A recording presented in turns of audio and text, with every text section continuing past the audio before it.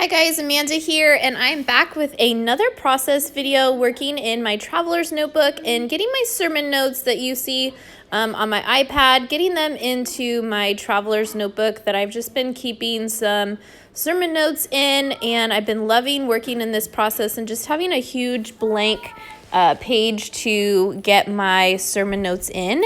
And so you can see I have a little bit of bleed through from my last process video just with the markers that I used. And so I'm going to be using some washi tape to get that covered up. And by the end of the process, you can't see anything that's behind it. I fill it up with all the notes and all the pretty things. So the message that I am journaling is from my church, Central Christian Church here in Las Vegas, and our pastor Jed Wilhite has been doing a series called All the Feels, and this series is talking about feelings and how we can manage them and that they're normal and all of those things. And this week's message was on sadness, and so I thought this would be a really good one to get down into my notebook just so I can refer back to it multiple times. We know that we go through lots of highs and lots of lows, so it's really important to kind of have a place of reference where I can go to even outside of my Bible to see truth and to kind of get some insight there. These flowers that I'm using are available in the Illustrated Faith shop. I have them linked down below if they're still available. I love using them as little paper elements and pairing them with the grid labels from Elaine Davis and the Print Pray shop. I am going to use that as kind of my focal point for each of my journaling points. Our sermon usually is in 3 different chunks, and so that's where I am creating these 3 different journaling spots for my notes. I'm going to try really hard not to necessarily talk about the message, because I am going to encourage you guys to definitely click on the link and hear it from our pastor himself. He does a really great job. He talks about mental health and just how to deal with sadness, and I loved the message that he gave, and so that's why I am getting it into my notebook, like I said. I'm just spelling out the word sermon in different alphas and with the different colors that I kind of used my grid labels and my washi tape to kind of help guide what colors I would be using. There are various alphabets from Dayspring. I have that link below. And also some block letters from the Print and Pray shop. So I'll have that link down below too. But I love just kind of having various alphabets, and it just kind of makes it really fun. And I'm going to use my roller date stamp because it also has the word sermon on it. And then I'm going to stamp the date for the actual day of the sermon that it was given and not today's date. So then I can go back, and if I want to rewatch it, then I kind of have that as a reference for myself. So I use the app Good Notes when I am in church and taking my notes on my iPad. I always have to kind of be writing something as I am listening, especially if it's something that I want to retain. And so this helps me make my notes really colorful. It doesn't take a lot of supplies. I just need my iPad and my Apple Pencil, and I can still get lots of different colors and highlights on my notes, which I really like. And then if I don't get a chance to get it into my notebook, then I still have some pretty notes that I can refer back to, and they're all on my iPad in a notebook through the Good Notes app. So definitely check that out if you have an iPad with an Apple Pencil. So you can see for one of my bigger elements, I am just getting the focus verse where the sermon started, 1 Kings chapter 18, verse 38 and 39. And I'm just using a stencil to get that in, and you'll see how I bring color into it in a moment. But I just wanted that kind of across the top of my page as my starting point and my focal point. And then I'll just take some notes above those flowers and the grid label of how he kind of started the message and what sadness is and what grief is and how we can deal with it.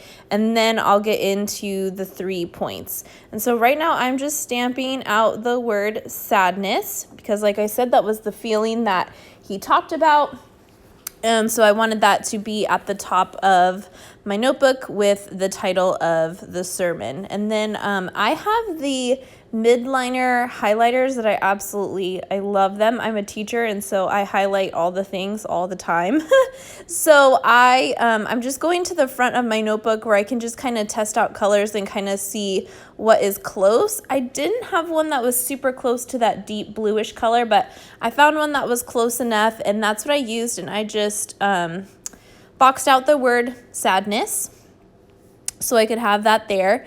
And then I am going to start getting down my information after I put out these little journaling boxes. Like I said, our pastor does it in kind of a 3-point sermon, and that was kind of my jumping off for these boxes.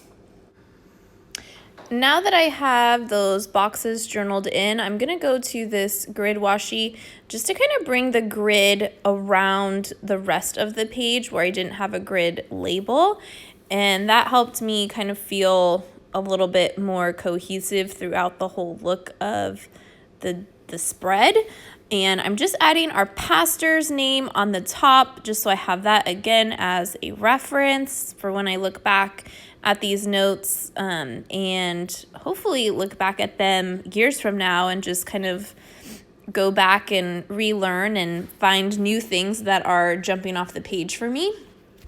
And I'm going to start by just talking about what sadness is and how it relates to grief. And one of the things that our pastor said that I really loved was that if you don't deal with grief, you're going to get stuck in it, and it's going to end up coming back and really biting you and making it a lot harder for you to grieve when your time does come. And so the sooner that you can grieve and go through that sadness portion of loss and of hurt, the easier that it's going to be in the long run. Like I said, he's preaching the story of Elijah and the book 1 Kings in chapter 18, and then it does go into chapter 19. Like I said, I encourage you to click on the link to hear his teaching. I just love the way that he preaches. He even talks a little bit about the past tragedy that we had 2 years ago in my city of the 1 October shooting, and just kind of how we came together as a city and we had to grieve and go through that loss together, and how we can kind of cope through that. So if that's something that maybe you're really struggling with, maybe you're struggling with depression or sadness or loss, I highly suggest diving into this sermon and getting fed that way. To summarize his sermon, he broke it down into 3 steps. So the first step was to remember your highs. So there's always going to be high points. There's always going to be low points.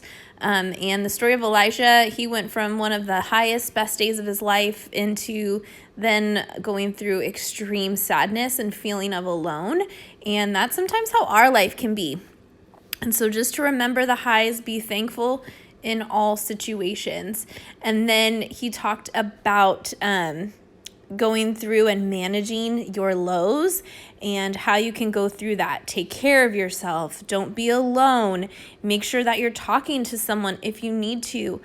Trusting in God, praying to him, and crying out to him. All of those things are wonderful to do when you are going through a low season. And then his last point was reconnect with your purpose. So just being kind to everyone, making sure that you're working towards making everyone feel God's warmth and letting everyone see the light shining through you.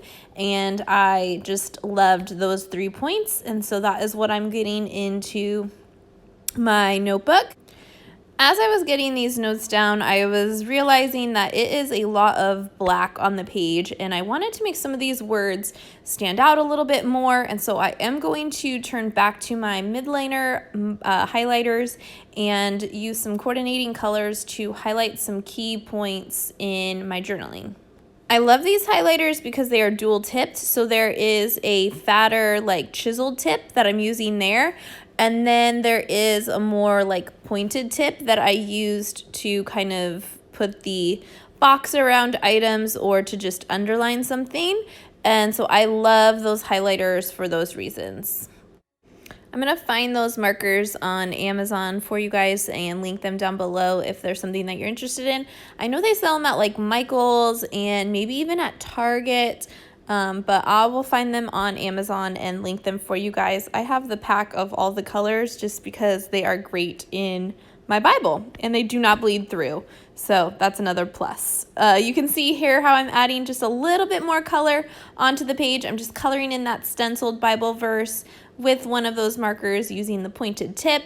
And then I decide that instead of writing down 3 points, I am going to use my typewriter and type them down and then just use my tape runner to get the little points down onto the grid label. I love how it ended up looking and turning out, and it was a really simple way to get my points on the grid label without being super time consuming or using a lot of product, and still had a really wonderful aesthetic to it.